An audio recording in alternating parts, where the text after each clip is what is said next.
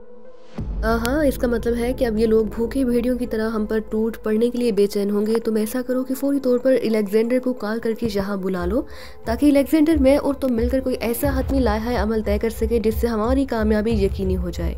और हाँ, इस इमरान और उसके साथियों के बारे में कोई मालूमात? जूलियट ने इस बार कदरे मुतमईन लहजे में कहा। उनका तो मैंने पता ही नहीं कराया। वैसे भी पता कराने की कोई ज़रूरत है भी नहीं, वो या तो अब तक गिरफ्तार हो चुके होंगे या फिर मर चुके होंगे। गोल्डमैन ने कहा, ओ अगर वो गिरफ्तार हो गए तो कहीं वो नंबर 2 के मुतालिक उन्हें कुछ बता न दे। जूलियट ने चौंक कर कहा, नहीं मदाम, मैंने पहले ही इस बात का ख्याल रखा था। मैंने उन्हें 03 से बाहर निकाला और आपको मालूम है कि 03 से गुजरते हुए उनके जहन मुकम्मल तौर पर ब्लैंक हो गए होंगे, इसलिए उन्हें खुद भी मालूम ना होगा कि वो किस रास्ते से बाहर आए हैं।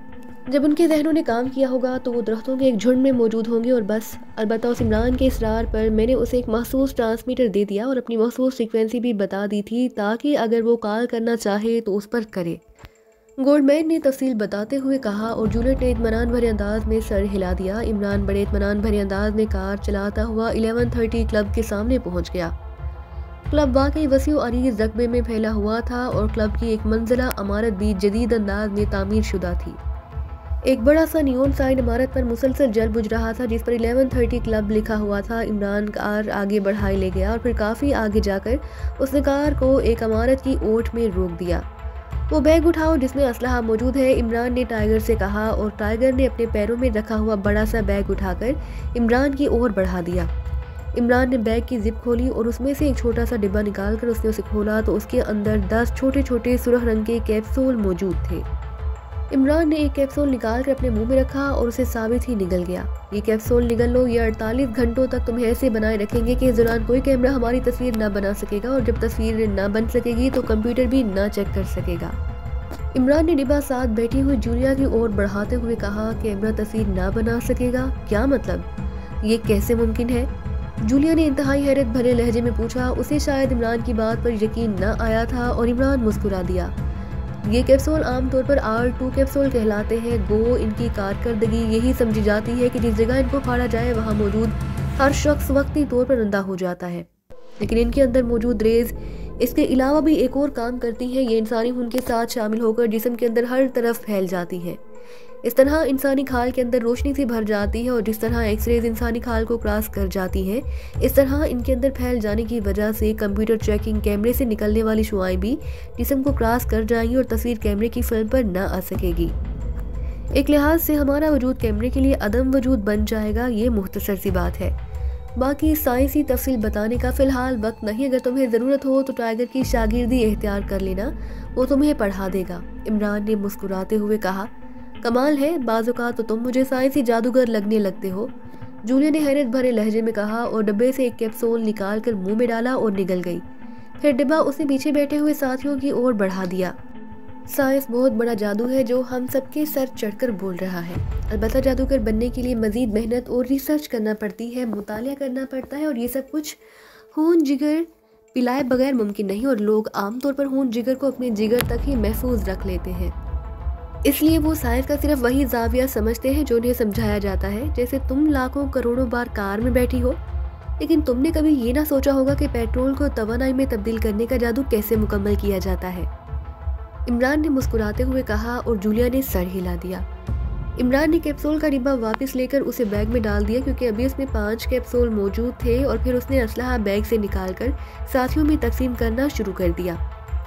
क्या यह असलहा भी कैमरे में जाहिर ना हो सकेगा? पीछे बैठे हुए सफदर ने पूछा। वो कंप्यूटर कैमरे असलहे को चेक नहीं करते, सिर्फ इंसानों को चेक करते हैं, इमरान ने मुस्कुराते हुए कहा। फिर उसने अपने बाकी साथियों को प्लानिंग बतानी शुरू कर दी।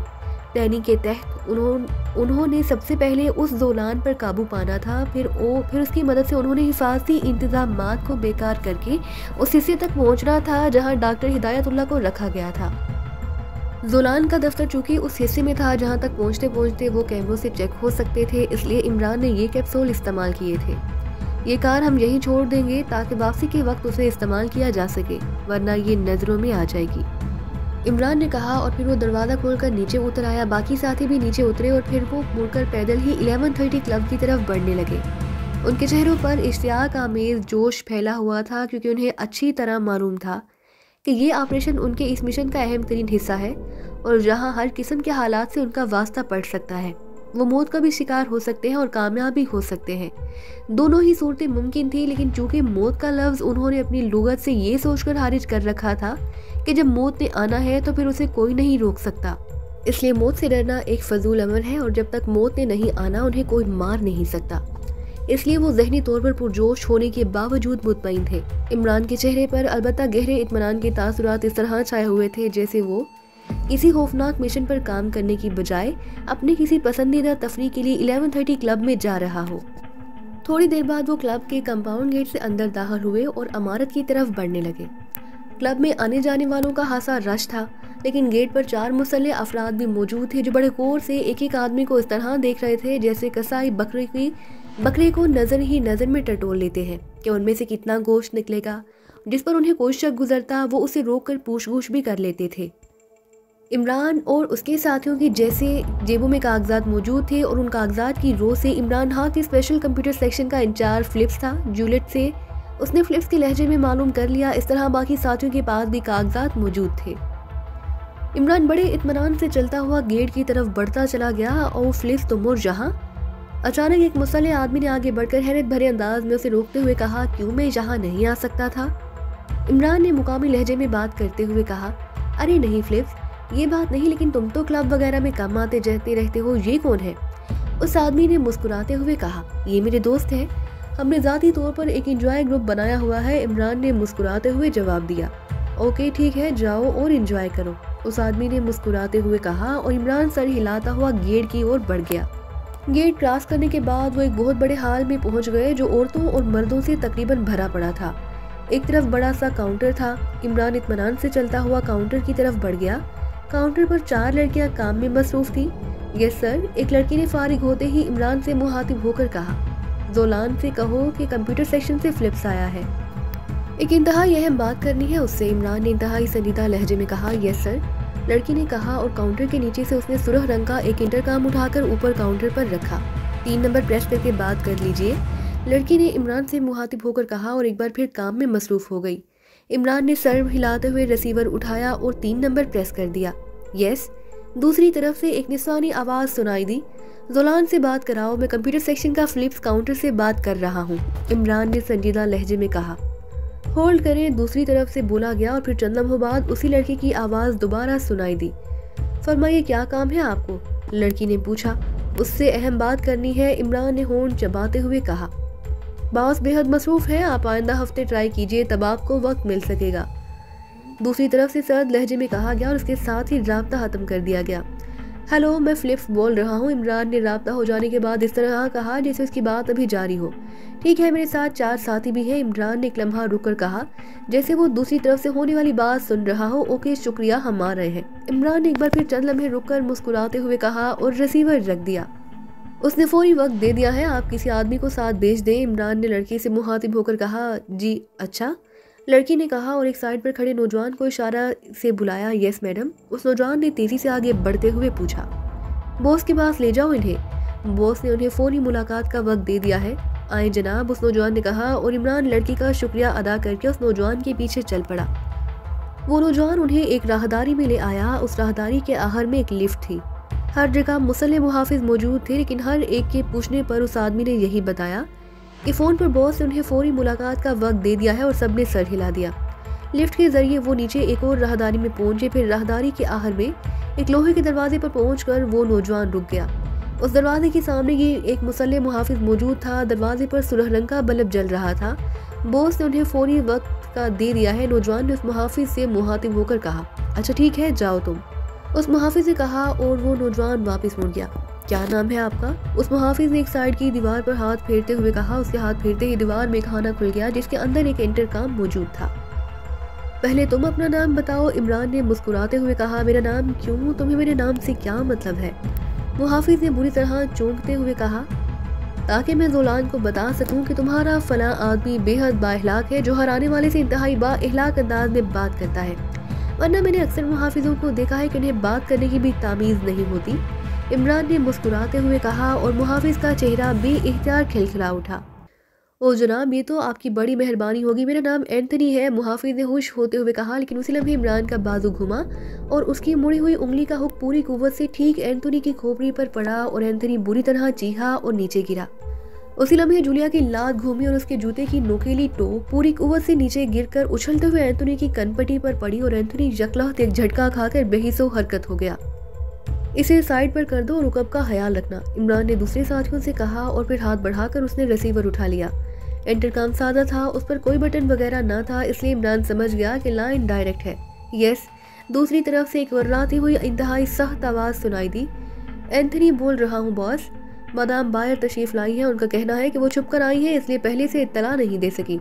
इमरान ने एंथनी के लहजे में इंतहाई मोदबाना आवाज़ में कहा, मादाम बायर और जहाँ, मगर वो तो थोड़ी देर पहले अस्पताल से फारिग होकर हाक हाउस गई है।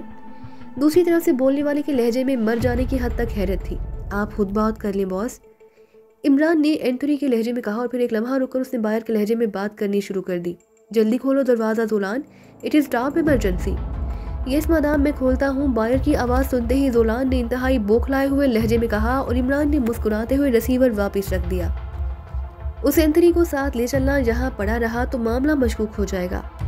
इमरान ने मुड़कर तनवीर से कहा और तनवीर ने सर हिला दिया। उसी लम्हे दरवाजे के ऊपर जलने वाला सुरह बल्ब बुझ गया और उसके साथ ही लोहे का भारी दरवाजा एक झटके से खुला और दरवाजे पर एक गेंडे नुमा आदमी खड़ा था।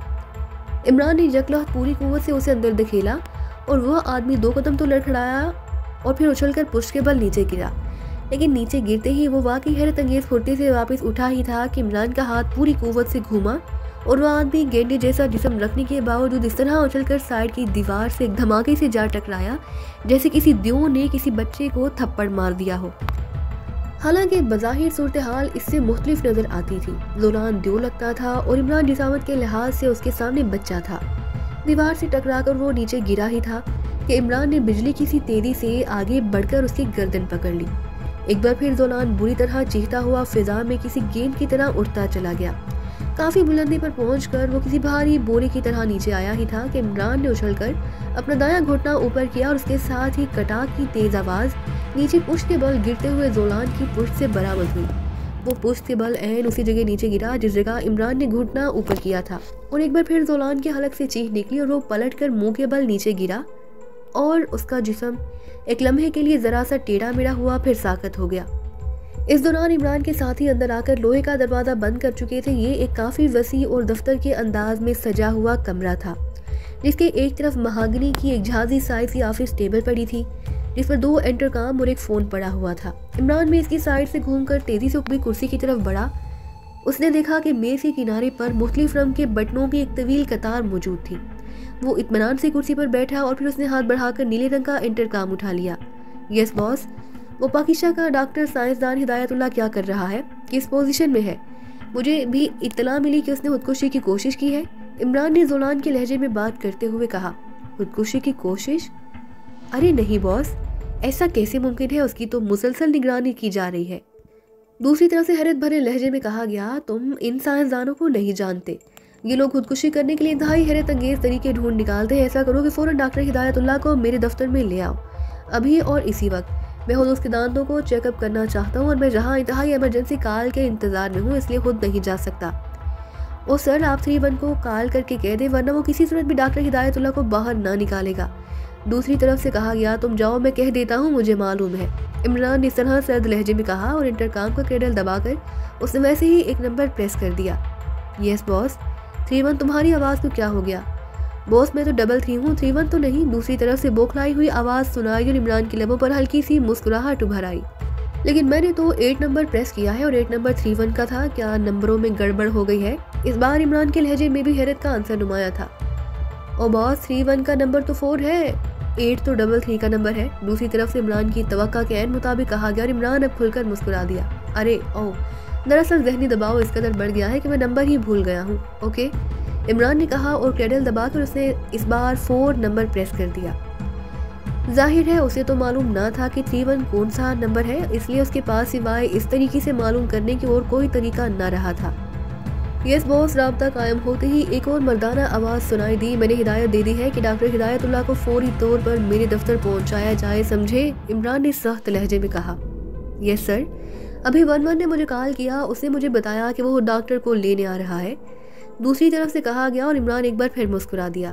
हाँ, डॉक्टर को फ़ौरन मेरे पास भिजवा दो, it is top emergency, Imran ने कहा। यस बॉस, दूसरी तरफ से कहा गया और इमरान ने रिसीवर रखकर फ़ोन का रिसीवर उठा लिया। यस बॉस, वही निस्वानी आवाज़ सुनाई दी जो काउंटर वाले इंटरकॉम से बोली थी। मैं बेहद मसरूफ़ हूँ, इसलिए 2 घंटे तक मुझे किसी से डिस्टर्ब ना किया जाए, इमरान ने इंतहाई सख्त लहजे में कहा। यस बॉस, दूसरी तरफ से सहमे हुए लहजे में कहा गया और इमरान ने रिसीवर रख दिया। सब लोग तैयार हो जाए, न जाने ये 11 किस तरफ से डॉक्टर हिदायतुल्लाह को लेकर इस कमरे में आए। इस 11 को फौरी तौर पर ख़त्म करना है। इमरान ने कुर्सी से उठकर मेज़ से हटकर बाहर आते हुए कहा और सब साथियों ने सर हिला दिए। वो सब कमरे के दरमियान में खड़े हो गए ताकि जिस तरफ से भी ये लोग आए उन पर हमला किया जा सके। और फिर तकरीबन 10 मिनट के बाद कमरे की उगवी दीवार में अचानक एक खला पैदा हुआ और वो सब तेजी से साइडों पर हटते गए। दूसरे लम्हे एक पाकिस्तानी अधेड़ उम्र आदमी जिसके बाल बुरी तरह उलझे हुए थे, चेहरा सुता हुआ था, लड़खड़ाते हुए अंदाज में अंदर दाखिल हुआ। उसके पीछे एक लंबा तिरंगा नौजवान था जिसके हाथ में मशीन गन थी, लेकिन जैसे ही वो अंदर दाखिल हुआ उसके करीब मौजूद टाइगर बिजली की सी तेजी से उछला और वो मशीन गन बरदार बुरी तरह चीखता हुआ उछलकर पहलू के बल नीचे गिरा ही था कि इमरान की लात घूमी और कमरा एक जोरदार चीख से गूंज उठा। उसी लम्हे टाइगर ने मशीन गन का बट पूरी कुव्वत से चीख कर उठते हुए उस नौजवान के सर पर मार दिया। ये वो मशीन थी जो टाइगर ने हमला करते वक्त 11 से ही छीनी थी और इमरान की लात मारने के दौरान वो उसे नाल से पकड़ चुका था। इस बार नौजवान के हलक से हरहराहट से निकली और उसके हाथ पैर सीधे होते चले गए। वो मर चुका था। हला उनके अंदर दाखिल होते ही खुद ब खुद बंद हो चुका था। पाकिस्तानी अधेड़ उमर इंतहाई खौफजदा अंदाज में ये सब कुछ होता देखता रहा। आप डॉक्टर हिदायतुल्लाह हैं? इमरान ने उस 11 के मरते ही आने वाले पाकिस्तानी से पूछा। हाँ, मगर तुम लोग कौन हो और ये सब कुछ क्या है? उस अधेड़ उम्र आदमी ने इंतहाई हैरत भरे लहजे में पूछा।